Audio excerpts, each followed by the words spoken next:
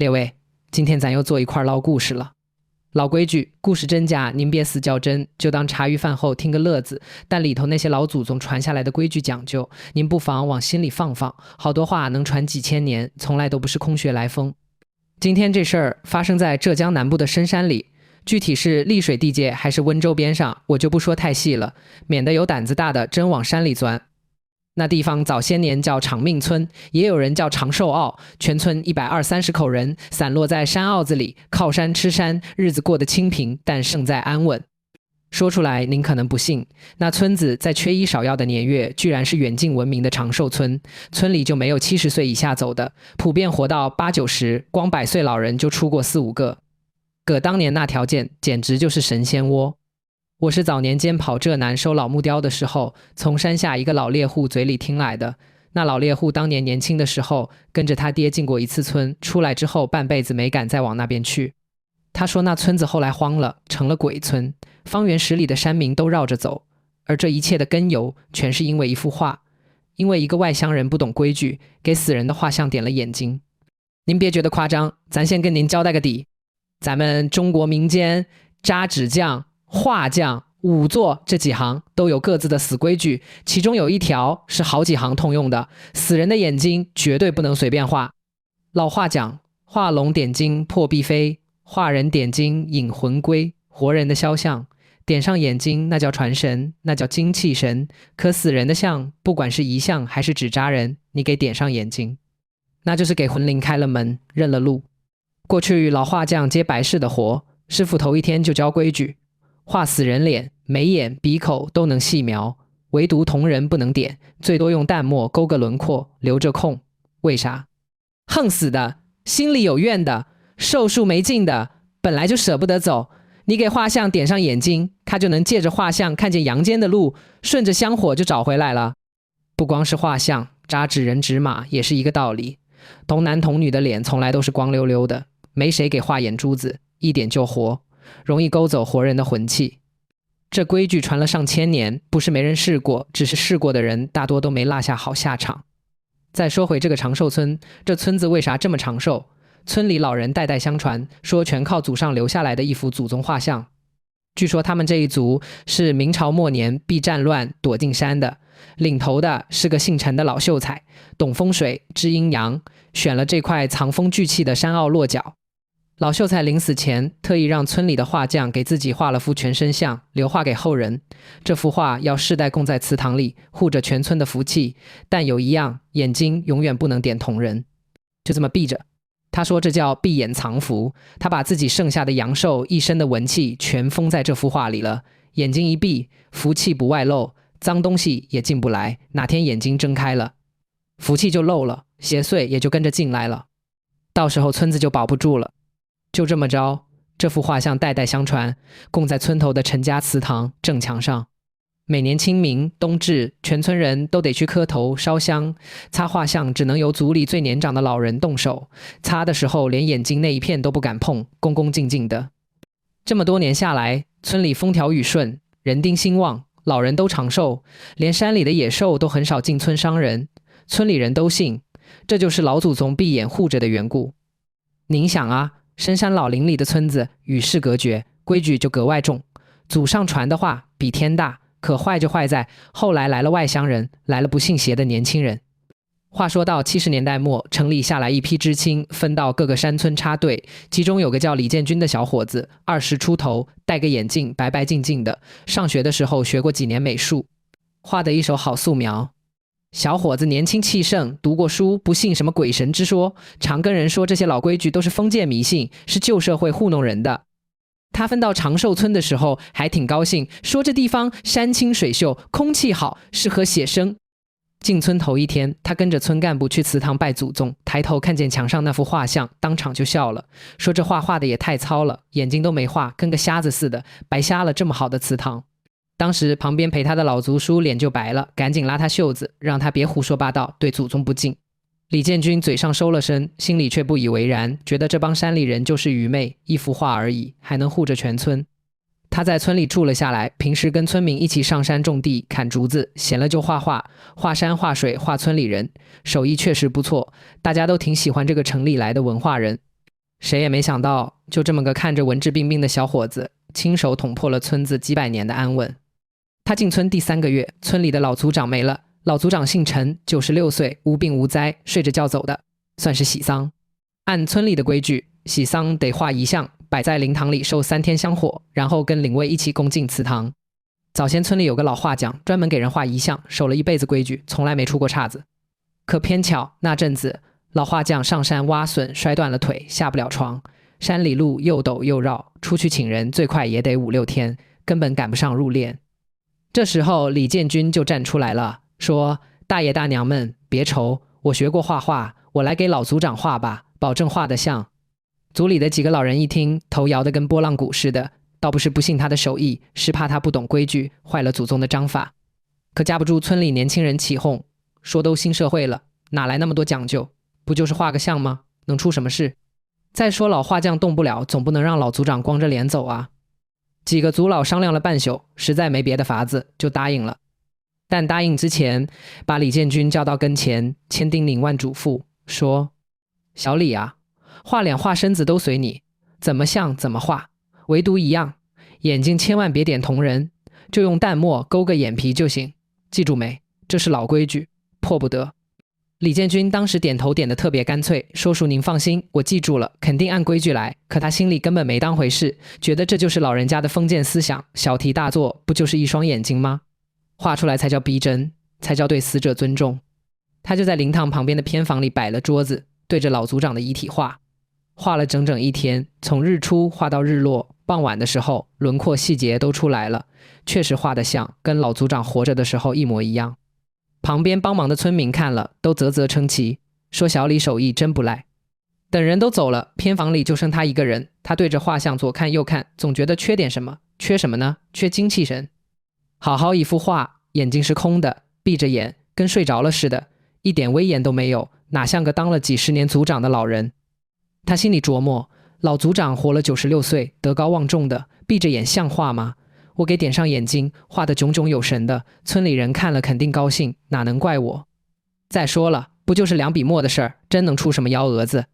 年轻气盛啊，列位，人年轻的时候就容易犯这个错，总觉得自己读过书，见过世面，老辈人的话都是过时的，都没道理。他左右看了看，屋里没人，拿起毛笔蘸了浓墨，笔尖在砚台上添了又添，抬手就给画像的左眼点了个瞳仁。一点下去，他就觉得屋里好像忽然冷了一下，窗户纸呼哒呼哒响了2声，他抬头看了看，外头风不大，也没在意，跟着又给右眼也点上了。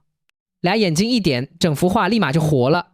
老族长的眼神威严厚重，带着点审视的意味，就跟真人站在跟前盯着你看一样。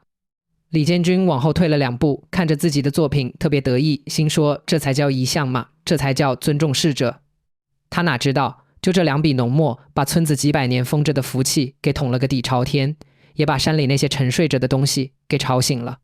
当天夜里，灵堂安排了2个村里的后生守灵，都是20郎当岁的小伙子，胆子大，不信邪。前半夜好好的，俩人坐在火堆边烤火，有一搭没一搭的聊天。过了12点，忽然就起风了。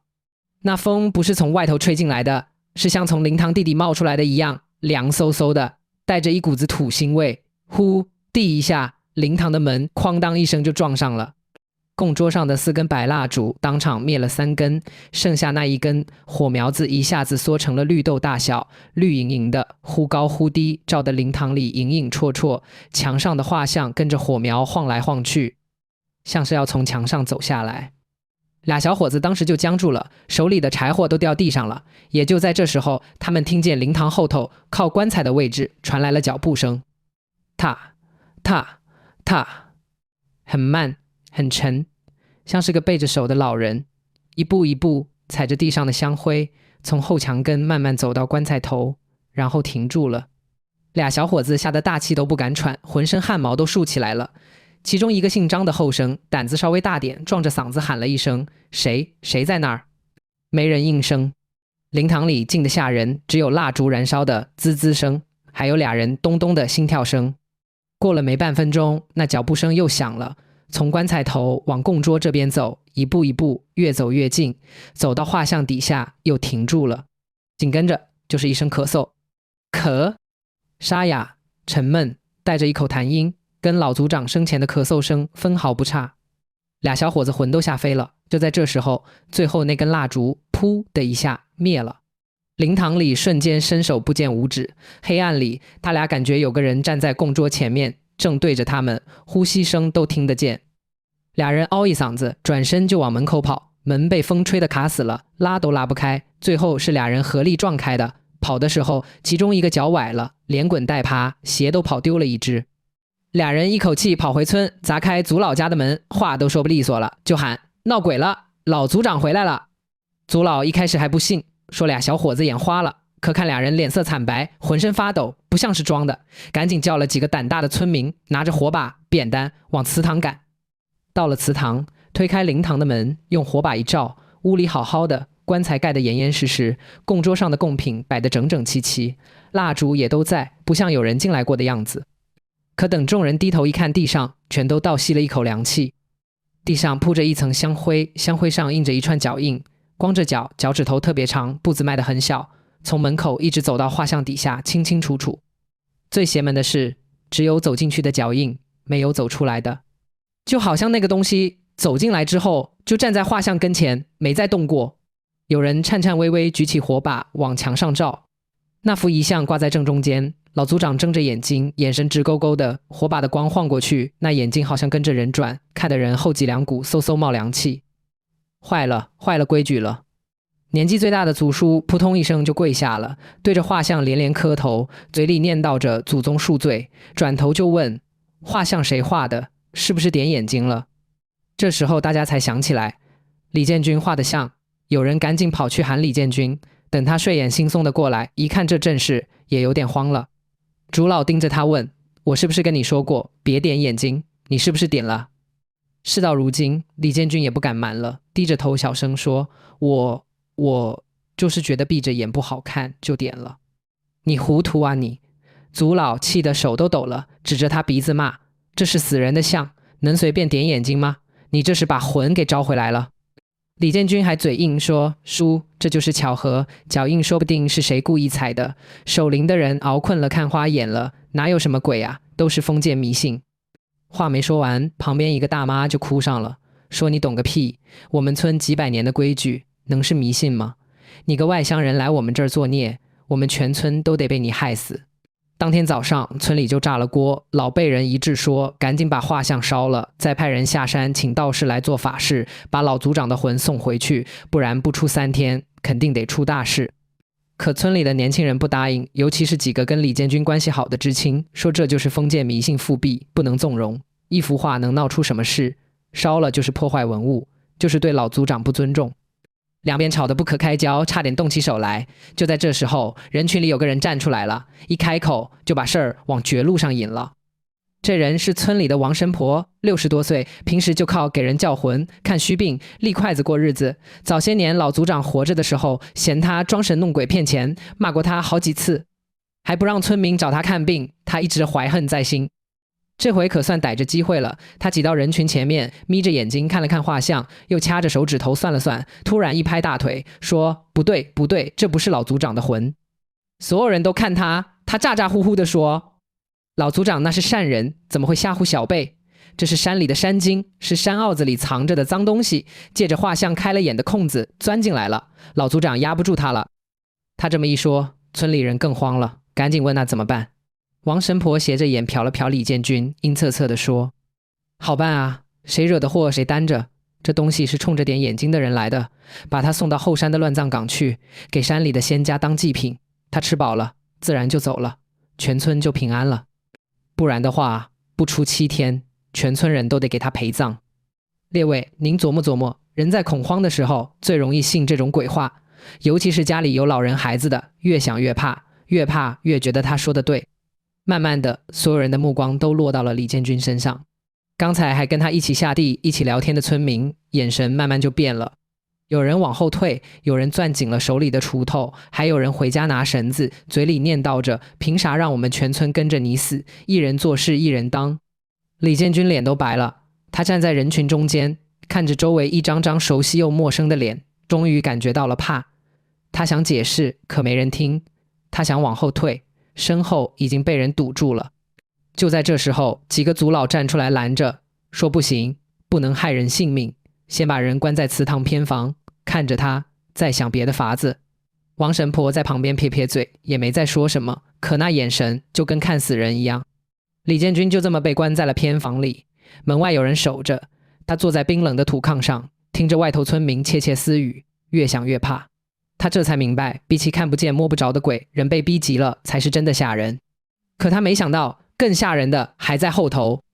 当天夜里，整个村子静得出奇，连狗都不叫了。第二天一早，有人砸开了族老家的门，慌慌张张地喊：不好了，王婶子不见了，王神婆没了。王神婆的儿媳妇哭着说，半夜起来给孩子喂奶，发现婆婆不在炕上，以为去茅房了，等了半个钟头也没回来，点着灯找，院里院外都找遍了，没人。大门是从里面插着的，木栓插得死死的，院墙1丈多高，她一个60多岁的老太太不可能翻得出去。屋里的东西都在，衣服、鞋子、装香灰的布袋子、画符的朱砂笔，样样都在。炕上的被窝还热乎着，就像人刚起来没一会儿。可就是人没了，凭空消失了，连点动静都没闹出来。村里人心里咯噔一下，隐隐觉得不对。有人说，会不会是他昨天说的话得罪了山里的东西，被抓走了？还没等大家缓过神来，又有人跑过来喊说王虎也没了。王虎就是昨天带头要绑李建军的那个壮汉，30多岁，一身的力气，胆子也大。早上吃完饭，他跟媳妇说去祠堂看看，别让李建军跑了。出门的时候还跟邻居打了招呼，结果一去就没回来。